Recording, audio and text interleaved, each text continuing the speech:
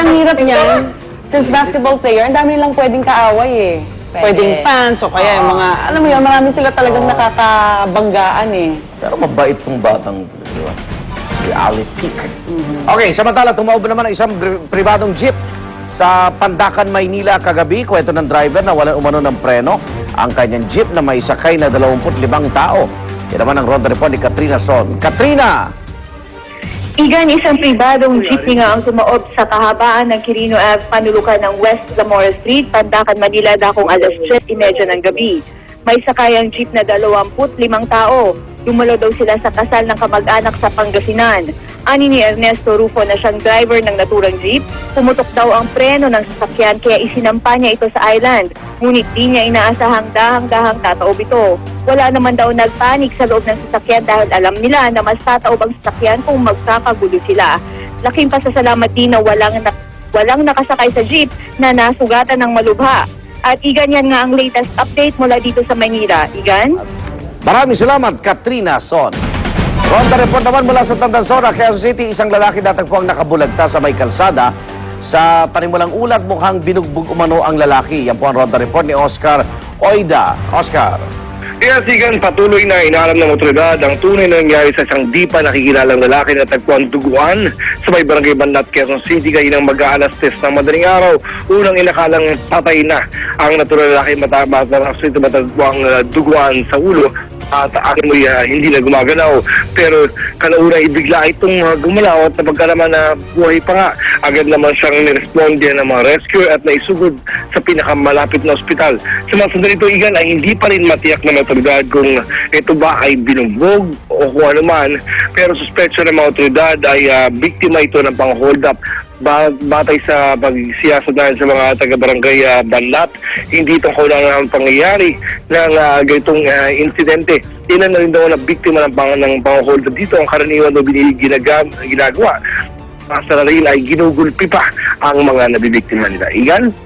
Maraming salamat, Oscar Oida.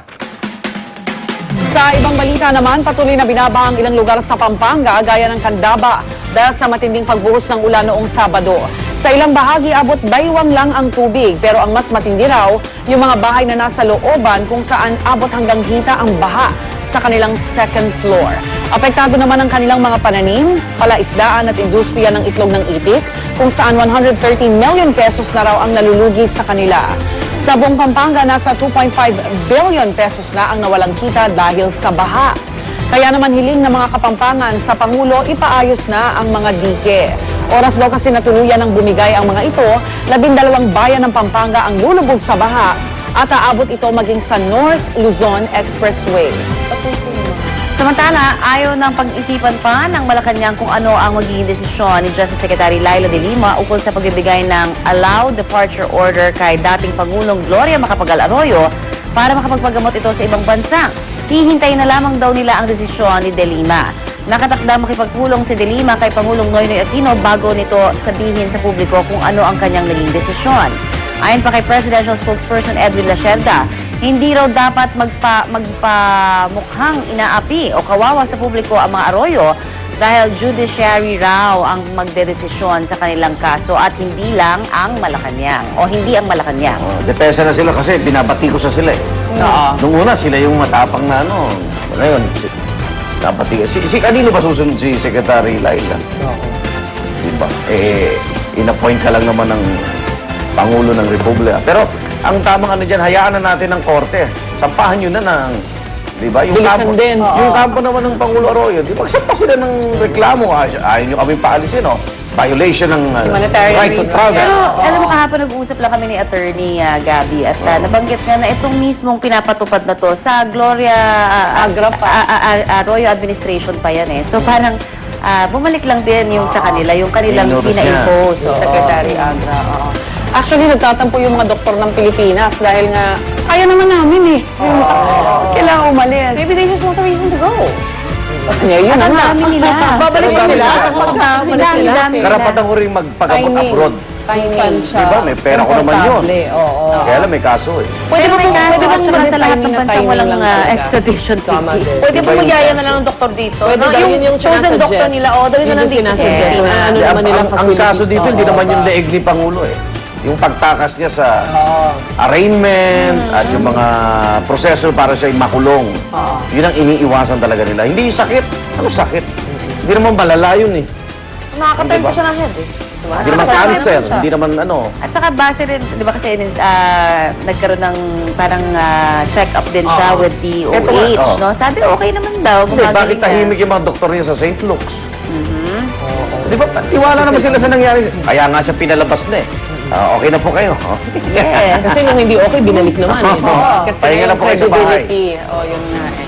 Sugutan naman ng 5 sundalo sa Basilan, mga kapuso matapos ang pagsabog doon ng isang bomba o improvised explosive device.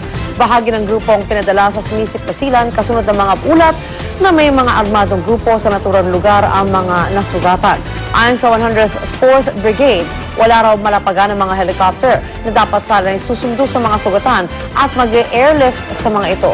Wala ring contact sa ngayon ang ground commander sa mga sundalo sa Basilan, pero patuloy naman daw ang kanilang monitoring sa sitwasyon doon. Samantala, isang suicide bomber naman ang umatake muli sa bansang Pakistan. Patay ang isang government official at ang kanyang bodyguard nang pasabugin ng suicide bomber ang kanilang sasakyan. Pinuntirya umanong patayin ng suicide bomber si Tehsil Nazim na miyembro ng ruling political party sa kanilang probinsya. Wala namang umakong responsibilidad na sa naganap na pagsabog. Hinala ngayon ng mga militanteng Taliban ang responsable lalo na't sunod-sunod ang kanilang mga naging pag-atake matapos mapaslang si Osama Bin Laden, leader ng terrorist group ng Al-Qaeda. Samantala, pinaghahanda naman ngayon ng mga astronomer ang pagdaan ng malaking asteroid malapit sa ating planeta. Ayon po sa NASA ng Amerika, inaasahang daraan ngayong araw ang asteroid 2005 U-55 sa layong 200,000 miles mula sa planet Earth. May lapad siyang 400 metro na kasing laki ng isang aircraft carrier at mas maitim pa raw ito kesa sa uling. Paano natin makikita yun? At makikita ang pagdaan ng asteroid sa Northern Hemisphere. Sanyan. Pero kailangan gamitin ng mga eksperto ang Hubble Space Telescope para sa mas malinaw na imahe. Inaabangan naman ng libo-libong astronomer ang pambihirang pagkakataong ito. At pagpapanatag po nila, wala naman daw dapat ipangamba dahil hindi tatama ang asteroid sa lupa. Nakakatuwa yung mga Tingnan astronomer talaga. natin. This is Excited it. sila. Ito yung parang party nila The na. moment, di ba? It's such a big Wala bang ano moment yun? for Yung them. pressure, pag dumaan, wala. Oo nga, no? Gravity, Kasi yung buwan nga, may epekto sa Wala atin. bang tidal Wala. effect yan? O yung matatanda, nakatapusan na ba? O mag-finish ba tayo? Pagdaan. Mga paniniwala. Alright, balitang sports naman tayo. Matapos magsimba sa Christ the King Church sa West Hollywood, binisita po si pambansang kamao at pound for pound king Manny Pacquiao ng kanyang mga bigating kaibigan sa kanyang apartment sa LA. Isa na rito ay ang dating heavyweight champion of the world na si Evander Holyfield. Si Miss USA 2010 Rima Faki dumalaw din. Ang Hollywood actor na sina Giovanni Ribisi humanga sa samahan ni Manny at Coach Freddie Roach. Bilib naman ang Korean-American Star Trek actor na si John Cho at malaking inspirasyon daw si Pacman sa mga Asyano.